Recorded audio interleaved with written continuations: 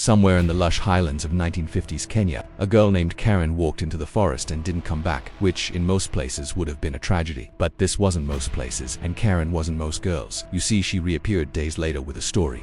One that didn't involve kidnappers or wild animals, but strange beings, visions, and a calling from something beyond.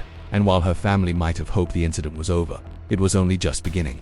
Karen wasn't the first person in her village to wander too far into the hills and come back acting different. But she was the first to do so with details. She claimed she'd been guided by voices, seen shining lights in the forest, and felt herself pulled, not physically, but spiritually, by a presence she couldn't describe. In the days that followed, she slipped in and out of what villagers described as spirit trances. She spoke in voices not her own.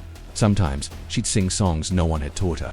Other times, she'd speak languages no one around her recognized, which is not typical teenage behavior. At first, people thought she was traumatized, or sleepwalking, or just, very dramatic. But then other villagers started having the same dreams. Men and women reported waking up in the middle of the night after hearing Karen's voice in their sleep. Some said she was warning them, others said she was inviting them somewhere, and a few swore she appeared in their homes, solid, not ghostly, and vanished as quickly as she came. You can see how a community might get a little tense.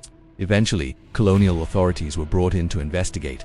They expected to find a missing girl, a rational explanation, and a case closed. Instead, they found a teenager who could stare a grown man down for 20 minutes straight without blinking, while humming something that sounded suspiciously like it belonged in a horror movie.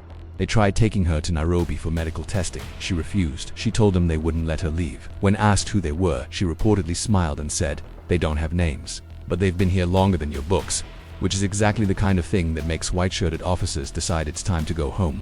One morning, not long after the official attention died down, Karen told her mother she needed to walk into the forest again. This time, no one followed. They knew better. She walked barefoot into the trees, humming as she went, and disappeared. She was never seen again.